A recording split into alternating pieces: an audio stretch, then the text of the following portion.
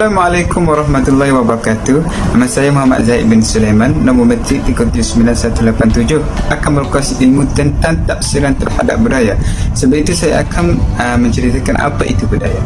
Menurut Rohana Yusuf 2010 dalam bukunya iaitu Asas Sains Sosial dari Perspektif Sosiologi, budaya didefinisikan sebagai perkara-perkara berkaitan dengan budi dan akal. Istilah budi membawa maksud asli pertama, sejati dan dipandang sempurna, manakala daya pula dimasukkan sebagai akal, jalan fikiran dan ciptaan. Ramai sarjana tempatan memberi pandangan tentang definisi budaya. Antaranya ialah Rohana Yusuf dalam bukunya yang saya sebut tadi. Dia adalah seorang sarjana dalam bidang sosiologi. Beliau melihat budaya sebagai segala cara hidup manusia yang berdasarkan kebendaan dan bukan kebendaan.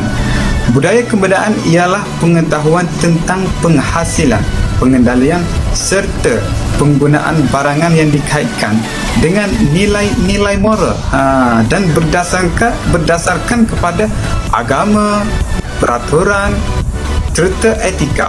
Budaya kebendaan ini memuatkan hasil cipta manusia yang berbentuk objek-objek dan bukan kebendaan pula, merangkumi hasil cipta manusia yang berbentuk abstrak seperti adat resam, kepercayaan, patang larang dan sebagainya. Tafsiran terhadap budaya mempunyai 4 golongan, iaitu etnosentrisme, xenocentrisme, temposentrisme, relativisme budaya. Berdasarkan definisi oleh Summer William Graham 1911 dalam bukunya For Ways, A Study of the Sociological Importance of Usage Manners, Custom, Morals and Moral tersebut, dia mendefinisikan etnosentrisme merujuk pada pendirian sesuatu kelompok bahawa pandangan atau penilaiannya adalah tunjang segala-galanya dan menjadi titik rujukan kepada perspektif dan idea-idea orang lain.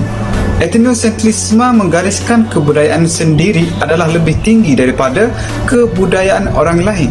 Seterusnya, kebudayaan asing tersebut dinilai melalui kacamata kebudayaan sendiri dan setiap aspek yang tidak sama atau berbeza daripada budaya sendiri akan dianggap sebagai suatu kelemahan. Xenocentrisme adalah merupakan kecenderungan menilai budaya sendiri menggunakan piawai budaya orang lain, menghasilkan reaksi yang bias menganggap budaya asing itu adalah lebih tinggi daripada budayanya. Yang ketiga, temposentrisme, kecenderungan dan menilai budaya dan cara hidup semasa adalah lebih baik berbanding amalan masyarakat terdahulu. Yang keempat, relativisme budaya. Amalan menilai budaya mengikut piawai budaya itu sendiri, melihat pengalaman budaya sebagai suatu yang relatif dengan kehendak dan keperluan masyarakat yang mengamalkannya. Saya telah menjalankan satu temu bual bersama 2-3 orang pelajar di universiti, iaitu salah satunya roommate saya dan salah satunya jiran bilik saya. Jom saksikan. Okay, Afif boleh memperkenalkan diri dulu? Nama saya Amir Afif, berumur 26 tahun, berasal daripada Selangor Darussalam. Okey Afif, saya nak tanya pendapat Afif tentang penggunaan bahasa Melayu dalam kehidupan seharian Afif. Pada pendapat saya, secara peribadinya saya lebih memilih untuk menggunakan bahasa Inggeris dalam perbualan seharian saya, sebab ini kerana bahasa Inggeris ni lebih penting dan lebih banyak digunakan pakai ketika ingin meminta pekerjaan dan juga untuk dia adalah salah satu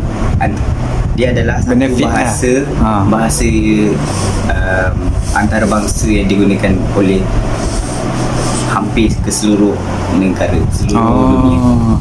Kiranya Afif ni lebih prefer kepada penggunaan bahasa Inggeris, ya, betul, daripada bahasa sendiri. Bahasa sendiri pakai juga, tapi lebih cenderung untuk menggunakan bahasa Inggeris berbanding bahasa Melayu. Okey. Terima kasih, Afif. Okey. Okey, saya akan temu bual jiran saya yang berbangsa Cina. Kita tengok apa jawapan dia. Let's go. Okay. Hai Wan. Hai. Saya nak ganggu tak ni? Tak. Saya nak tanya satu soalan, boleh tak? Boleh. Saya nak tanya apa pandangan Wan tentang budaya menggunakan bahasa Melayu di negara kita? Sebenarnya saya tak begitu suka bercakap bahasa Melayu. Dan saya lebih suka bahasa Mandarin lah, iaitu bahasa saya sendiri. Okey Wan, terima kasih Wan. Okey. Okey. Semua dah saksikan kan temu bual saya bersama seorang yang berbangsa Cina dan seorang yang berbahasa Melayu. Tetapi jawapan mereka berbeza. Di sini saya dapat simpulkan yang berbangsa Cina itu, yang jiran saya itu adalah merupakan individu yang etnosentrisme, kerana dia merasakan bahasa Mandarinnya itu adalah lebih bagus daripada bahasa Melayu, bahasa Malaysia, kebangsaan kita. Dan satu lagi saya boleh simpulkan, iaitu Afif adalah merupakan seorang individu yang xenocentrisme. Walaupun dia berbangsa Melayu, tetapi dia lebih suka gemar menggunakan bahasa Inggeris kerana dia merasa bahasa Inggeris itu amat luas. Apabila kita nak kerja, dia cakap hari itu pekerjaan lebih mostly adalah memerlukan bahasa Inggeris. Jadi Afif tu dia lebih memilih bahasa asing daripada bahasa dia sendiri, iaitu bahasa Melayu, bahasa kebangsaan kita. Jadi saya boleh simpulkan di sini juga adalah ia amat bahaya kerana budaya Melayu, iaitu bangsa kebangsaan di negara kita ini akan semakin pupus kerana bangsa Melayu sendiri pun tidak menggunakan bahasa Melayu.